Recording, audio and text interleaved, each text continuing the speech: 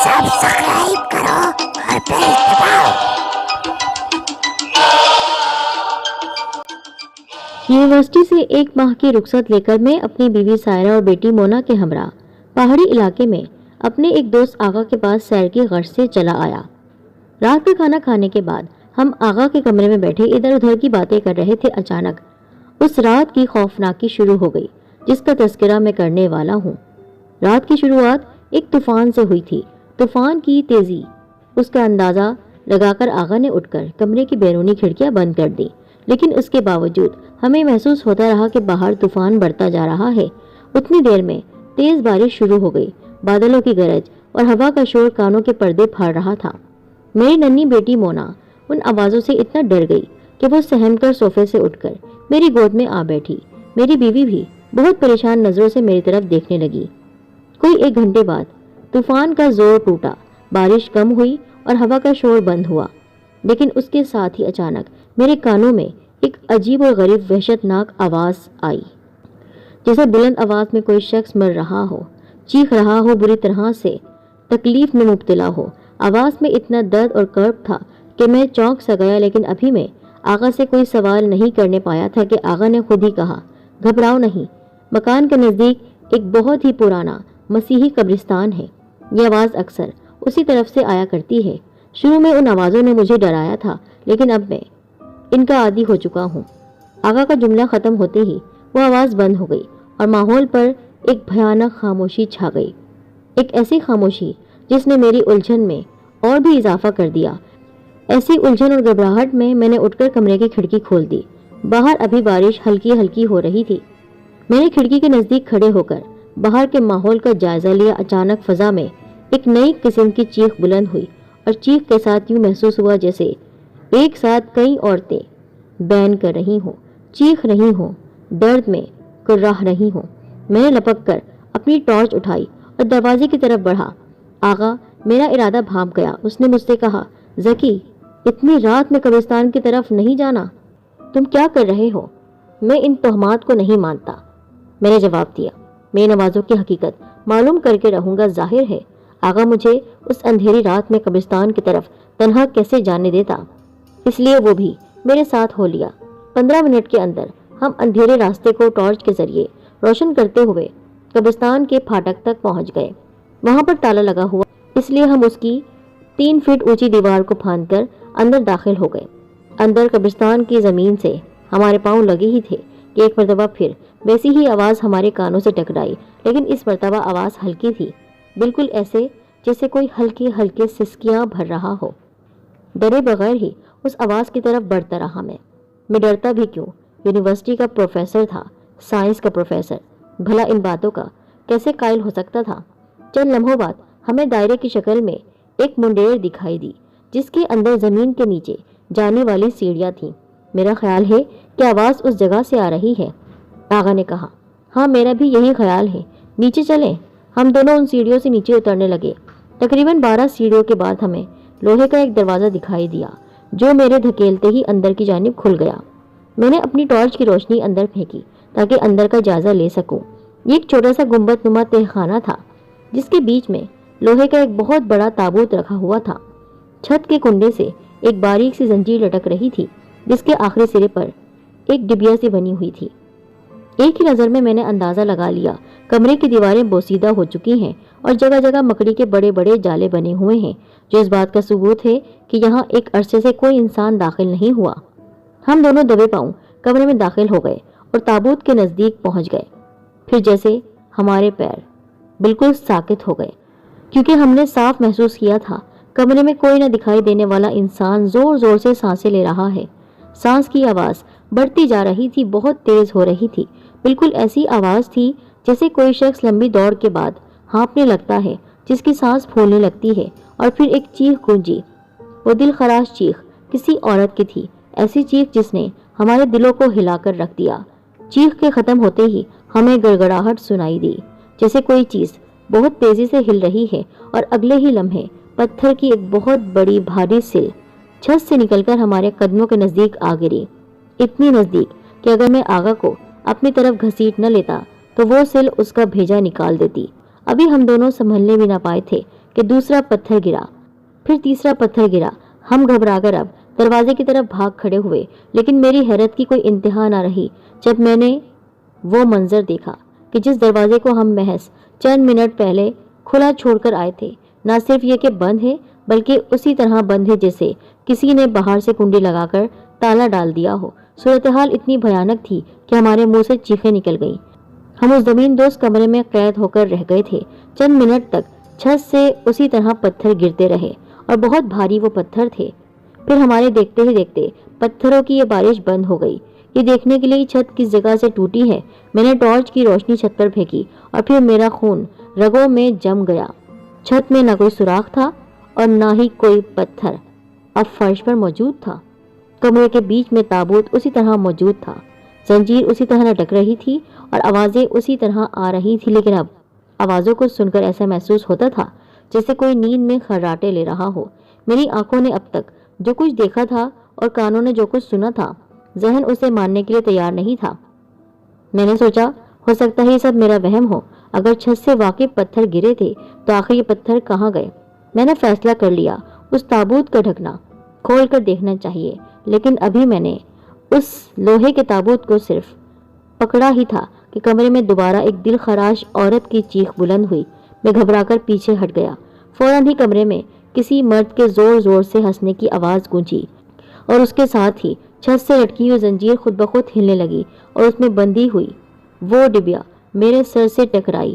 میں نے جھپٹ کر اسے دبوچ لیا اور پوری قوت سے جھٹکا دے کر اسے زنجیر سے الگ کر دیا۔ مردانہ کہکہوں کی آواز اور بھی بھیانک ہو چکی تھی۔ آغا ایک مرتبہ پھر دروازے کی طرف لپکا اور اسے پیٹنے لگا، لیکن یہ سب ہماری دیوانگی ہی تھی، کیونکہ اس سینکڑوں سال پرانے قبرستان میں اس وقت کسی کے ہونے کا سوال ہی نہیں تھا۔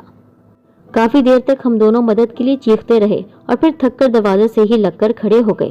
چند منٹ بعد وہی قہقہے دوبارہ مدھم سی تکلیف میں تبدیل ہو گئے اور جیسے پھر ہماری جان میں جان آ گئی، لیکن اس کے باوجود ہم تھر تھر کانپ رہے تھے۔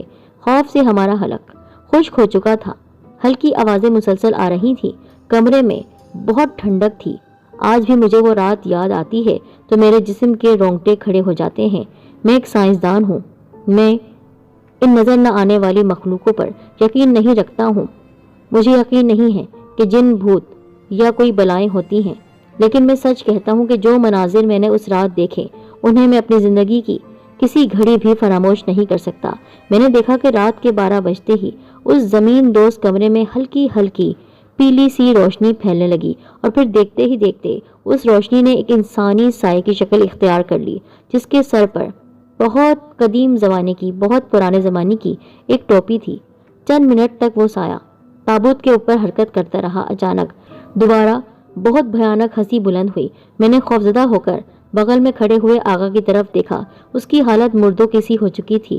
خوف سے اس کی آنکھیں پھٹی ہوئی تھی، ہل بھی نہیں رہا تھا، بے جان سا ہو چکا تھا۔ میرے دیکھتے ہی دیکھتے اس کا جسم ڈھیلا ہوا اور وہ فرش پر گر پڑا۔ اس کے منہ سے جھاگ بہ رہا تھا۔ میں نے تابوت کی طرف دیکھا۔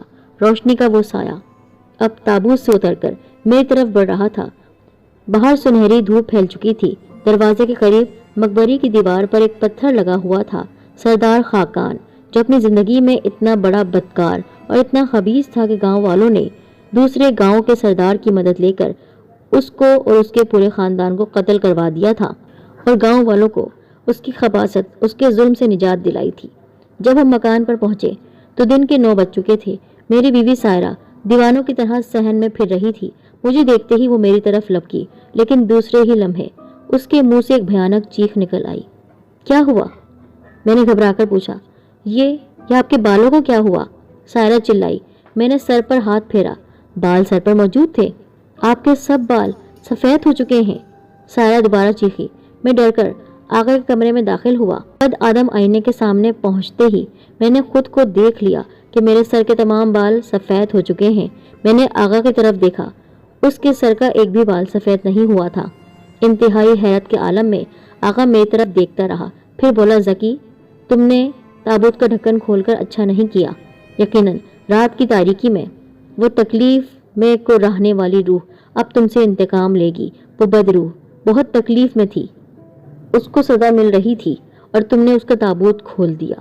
اب وہ تم سے انتقام لے گی، ورنہ یہ بالکل ناممکن ہے، تمہارے بال سفید ہو جاتے اور میرے نہ ہوتے۔ سائرہ نے مجھ سے بہت پوچھا کہ رات ہم دونوں کہاں رہے، لیکن میں نے اسے کوئی تفصیل نہیں بتائی کیونکہ میں بلا وجہ اسے ڈرانا نہیں چاہتا تھا۔ اب میں اس بدرو سے ڈر چکا تھا۔ سچ میں اپنے بال دیکھ کر میں کانپ گیا تھا۔ میں خود نہیں چاہتا تھا کہ روح کا اس بدرو کا راز فاش ہو کر پھیلے اور واقعی مجھ سے انتقام لینے کے لیے وہ تابوت سے باہر نکل آئے۔ میں بیان نہیں کر سکتا، صرف ایک رات کے اندر اپنے سیاہ بالوں کو سفید دیکھ کر میرے دل و دماغ کی کیا حالت تھی۔ ایک مرتبہ پھر فلم کی طرح کے مناظر میری نظروں کے سامنے آ گئے۔ پھر آغا نے مجھے بہت روکا، لیکن میں دوپہر سے پہلے ہی لوٹ آیا۔ ایک ہفتے بعد میں نے اپنی چھٹی خود ہی ختم کر دی۔ میں چاہتا تھا یونیورسٹی جاؤں تاکہ مصروفیتوں میں اس رات کے واقعات میرے ذہن سے محو ہو جائیں، گم ہو جائیں، میں بھول جاؤں۔ چنانچہ میں معمول کے مطابق لیکچر دینے یونیورسٹی جانے لگا۔ زندگی کے معمولات دوبارہ شروع ہو گئے اور دھیرے دھیرے میں تابوت والے تہخانے کو بھولنے لگا۔ ایک دن شام کے وقت ہم اپنے مکان کے صحن میں چائے پی رہے تھے۔ اچانک میری 6 سالہ لڑکی مونا اٹھ کر بالائی کمرے کی طرف یعنی اوپر کمرے کی طرف جانے لگی۔ پوچھنے پر اس نے مجھ سے کہا، میں اپنا ہوائی جہاز لینے جا رہی ہوں جو آپ نے مجھے سالگرہ پر لا کر دیا تھا۔ جہاز لے کر مونا 15 منٹ بعد واپس نہیں آئی۔ مجھے اور سائرہ کو بازار جانا تھا، اس لیے میں نے سائرہ سے کہا اوپر جا کر مونا کو بلا لاؤ، وہ غالباً اپنے کھلونے سے وہیں کھیلنے لگی ہے۔ میں نے اور سائرہ نے مکان کا کونا کونا چھان مارا، مگر مونا کا کہیں پتہ نہیں چلا، نہ مکان میں، نہ پڑوسیوں میں، نہ محلے میں۔ گھبرا کر میں نے پولیس کو فون کر دیا۔ پورے شہر میں مونا کی تلاش شروع ہو گئی۔ میں نے اس کی تمام تصویریں تمام اخباروں میں۔ دھڑکتے ہوئے دل کے ساتھ میں لاش کی طرف بڑھ ہی رہا تھا کہ اس نے مجھ سے کہا، مسٹر زکی، آپ کی بچی کب کھوئی تھی؟ آج شام 5 بجے کے قریب، میں نے جواب دیا۔ تب تو آپ بیکار ہی زحمت کر رہے ہیں کیونکہ یہ بچی آپ کی نہیں ہو سکتی۔ میرا اندازہ ہے اس بچی کو مرے ہوئے کم از کم 7 دن ہو چکے ہیں۔ یقین جانیے کہ اس کے خد و خال بھی پہچانے نہیں جاتے۔ اس کا گوشت گل چکا ہے اور چہرے کے نقوش بدل چکے ہیں۔ مجھے کچھ سکون آیا، لیکن کوشش کے باوجود میں لاش دیکھنے کے لیے اپنا آپ روک نہ سکا۔ میں نے آگے بڑھ کر لاش کا کپڑا ہٹایا اور پھر جیسے میری آنکھوں کے سامنے تارے ناچنے لگے، اندھیرا چھا گیا۔ بے اختیار میرے منہ سے نکلا، مونا، میری بچی، اور میں اس جگہ گر کر بے ہوش ہو گیا۔ آنکھ کھلی تو میں مکان کے کمرے میں لیٹا ہوا تھا۔ ایک ڈاکٹر میرے سرہانے اور انسپکٹر عباس میری الٹی جانب کھڑا ہوا تھا۔ سائرہ کہاں ہے؟ آپ کی بے ہوشی کے بعد ہمیں آپ کی بیوی کو لاش کی شناخت کے لیے بلانا پڑا کیونکہ ہمیں یقین نہیں آ رہا تھا کہ لاش آپ کی بچی کی ہو سکتی ہے۔ وہ لاش واقعی 7 روز پرانی معلوم ہوتی ہے، لیکن ہماری حیرت کی کوئی انتہا نہیں رہی جب آپ کی بیوی نے بھی لاش کو پہچان لیا۔ بہرحال اس وقت وہ ہاسپٹل میں ہے اور اب تک ہوش میں نہیں آئی ہیں۔ میں جواب دینے کے بجائے خاموش رہا اور چھت کی طرف گھورتا رہا۔ انسپکٹر عباس نے مزید کہا، مسٹر زکی، اللہ کے لیے ہمیں بتائیے یہ کیا راز ہے؟ ہمارے خیال میں آپ دونوں نے غلط شناخت کی ہے لاش کی۔ آپ لوگ ہوش میں نہیں تھے، شدت غم تھا آپ کو، یا پھر آپ کی بچی 7 دن پہلے گم ہو چکی تھی اور آپ نے کسی مصلحت کی وجہ سے اس کی رپورٹ پولیس میں درج نہیں کرائی۔ ہم لاش کا پوسٹ مارٹم بھی کرا چکے ہیں۔ ڈاکٹر بھی تصدیق کر چکا ہے کہ لاش کم از کم 7 دن پرانی ہے۔ موت دل کی حرکت بند ہونے کی وجہ سے ہوئی اور لاش پر کسی چوٹ یا مار پیٹ کا نشان موجود نہیں ہے۔ انسپکٹر عباس، میں نے ہلکی آواز میں کہا، میں صرف اتنا جانتا ہوں کہ وہ لاش میری بیٹی کی تھی اور مونا آج شام کو 5 بجے تک میری نگاہوں کے سامنے موجود تھی۔ 1 گھنٹے کے اندر ہاسپٹل سے سائرہ کے بارے میں خبر آئی، وہ مر چکی ہے۔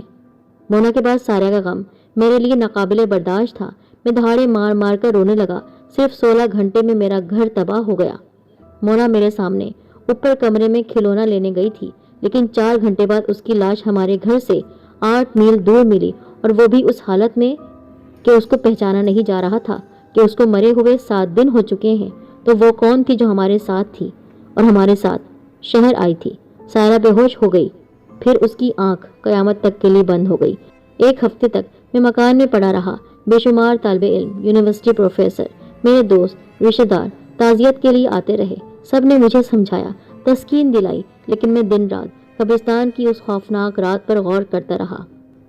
ایک دن شام کو ٹھیک 5 بجے جب مکان میں میرے علاوہ کوئی بھی نہیں تھا، میں تنہائی کو رو رہا تھا۔ میری بچی، میری بیوی مجھ سے الگ ہو گئی تھی اسی وقت، اسی اوپر والے کمرے سے جہاں سے مونا غائب ہوئی تھی۔ شور کی آواز سنائی دی۔ ایسا محسوس ہوتا تھا جیسے کوئی پلنگ گھسیٹ رہا ہو۔ میں لپک کر صحن میں آیا اور اوپر جانے کا فیصلہ کر ہی رہا تھا، اچانک کسی نے بستر لپیٹ کر باہر پھینک دیا۔ میں سیڑھیوں کی طرف بھاگا، لیکن ابھی میں نے پہلی سیڑھی پر قدم رکھا تھا، اوپر سے پلنگ بھی لڑکا دیا گیا، اور پھر تو جیسے تیسے اوپر سے کمرے میں رکھی ہوئی چیزیں بارشوں کی طرح نیچے پھینکی جانے لگی۔ کپڑے، ٹیبل، لیمپ، میز، کرسیاں، جوتے، کتابیں، سب کچھ نیچے پھینکا جا رہا تھا۔ میں صحن میں کھڑا آنکھیں پھاڑ پھاڑ کر اوپر والے کمرے کے دروازے کی طرف دیکھتا رہا۔ ایسا معلوم ہوتا تھا جیسے کوئی غصے میں پاگل ہو کر ہر چیز کو تہس نہس کر دینا چاہتا تھا۔ تھوڑی دیر بعد چیزوں کی بارش بند ہو گئی اور میں بے تحاشا اوپر بھاگا، لیکن کمرے میں داخل ہوتے ہی حیران پریشان رہ گیا۔ کمرہ بالکل خالی تھا، نہ کوئی آدمی، نہ سامان، یہاں تک کہ دیواروں کی تصویریں اور کپڑوں کے پردے تک نوچے جا چکے تھے۔ اچانک میری نگاہ کمرے کے فرش پر پڑی اور پھر میرے پاؤں دہشت سے لرزنے لگے۔ تیز لہر میرے جسم میں دوڑ گئی۔ فرش پر تازہ تازہ خون پھیلا ہوا تھا اور کمرے میں وہی چیخیں اور وہی ہنسی کی آواز، وہی بھیانک قہقہے بلند ہو رہے تھے جو میں نے اس رات اس مسیحی قبرستان کے تہخانے میں تابوت کے قریب سنے تھے۔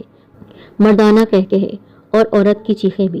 صبح کے وقت جب مسٹر زکی کا ایک دوست ان سے ملنے کے لیے ان کے مکان میں آیا تو یہ دیکھ کر حیران رہ گیا کہ مسٹر زکی اپنے پلنگ پر مردہ پڑے ہوئے تھے اور یہ تحریر ان کی میز پر موجود تھی۔